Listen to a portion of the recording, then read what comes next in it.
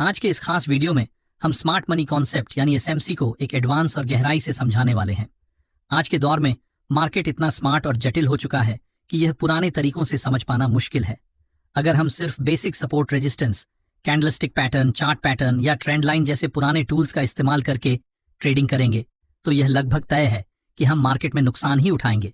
ऐसा इसलिए क्योंकि ये तरीके अब पुराने पड़ चुके हैं और मार्केट के नए माहौल में उतने प्रभावी नहीं रहे।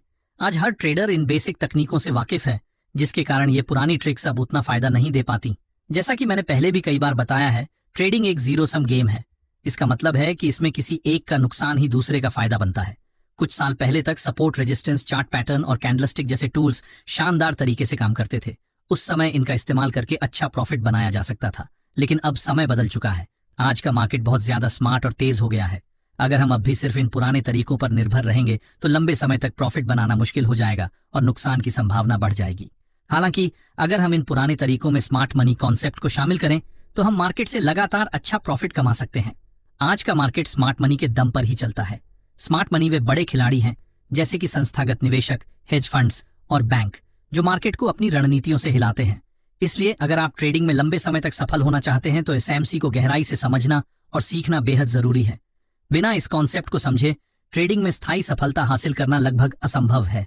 इसीलिए आज के इस वीडियो में हम एडवांस स्मार्ट मनी कॉन्सेप्ट को बेसिक्स से शुरू करके कई महत्वपूर्ण टॉपिक्स के साथ इंट्रोड्यूस करेंगे।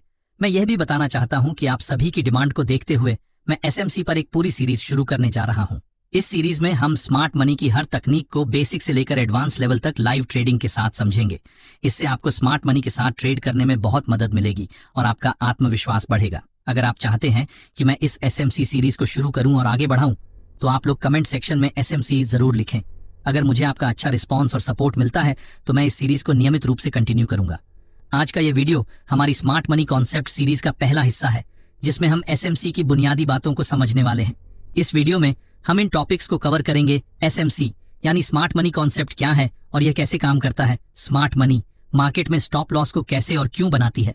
स्मार्ट मनी ट्रेडर अपने ट्रेड्स को कैसे प्लान करते हैं। स्मार्ट मनी रिटेल ट्रेडर्स के स्टॉप लॉस को कब और क्यों हिट करती है। स्मार्ट मनी मार्केट को किस दिशा में और कैसे मूव करवाती है। इन सभी टॉपिक्स के अंदर कई छोटे छोटे लेकिन महत्वपूर्ण पॉइंट्स भी शामिल होंगे।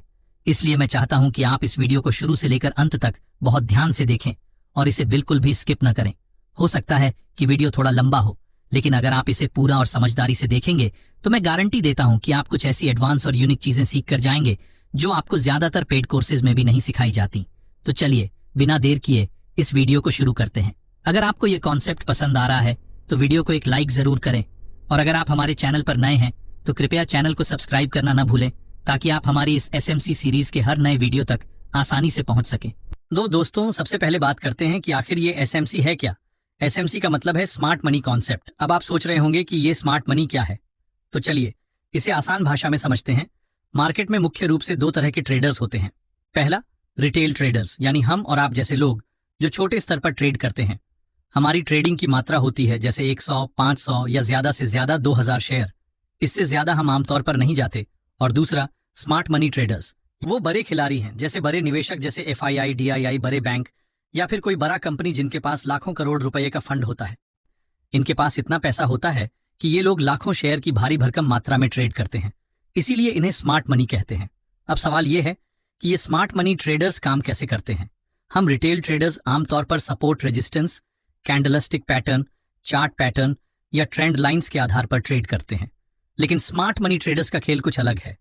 ये लोग लिक्विडिटी को टारगेट करते हैं। लिक्विडिटी को आसान शब्दों में समझें तो ये वो स्टॉप लॉस हैं जो बायर्स और सेलर्स लगाते हैं। स्मार्ट मनी ट्रेडर्स हमेशा मार्केट को उस दिशा में ले जाते हैं जहां ज्यादा स्टॉप लॉस जमा होते हैं, चाहे वो बायर्स के स्टॉप लॉस हों या सेलर्स के। स्मार्ट मनी उसी तरफ मार्केट को धक्का देती है। लेकिन एक बात हमेशा याद रखें, स्मार्ट मनी ट्रेडर्स ट्रेंड की दिशा में ही काम करते हैं।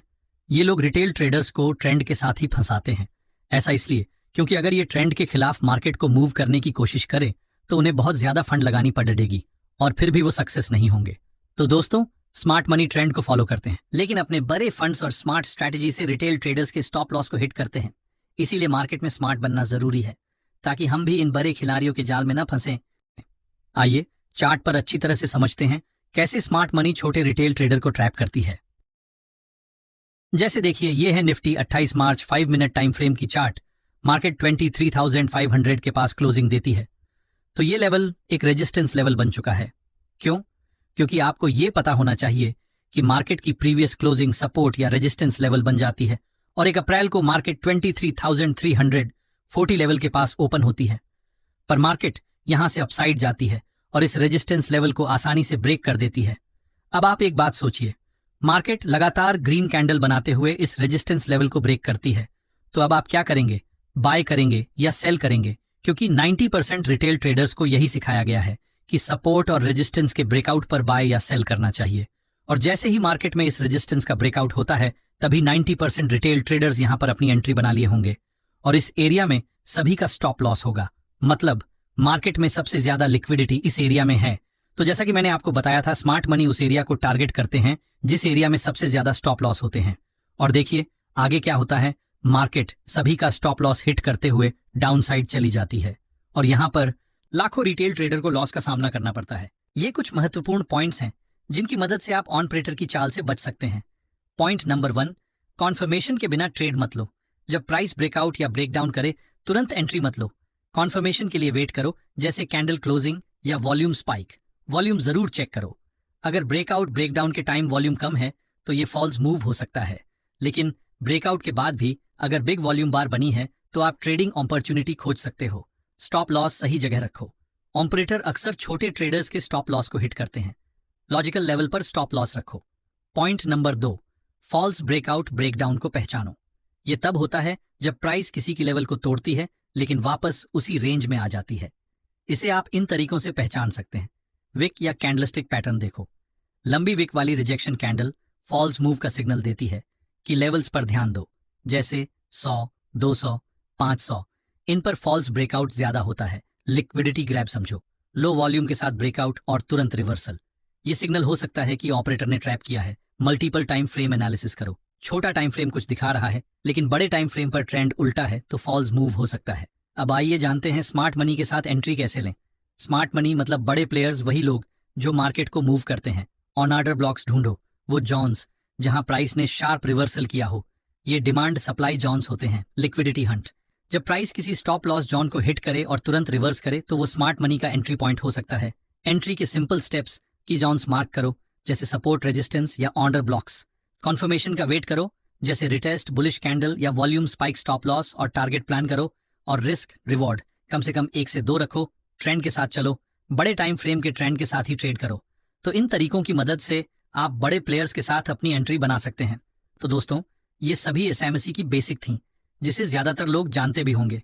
आने वाले समय में हम एडवांस एसएमसी कॉन्सेप्ट को सीखेंगे, लेकिन उसके लिए आपको इस वीडियो को लाइक करना होगा और कमेंट में एसएमसी लिखना होगा।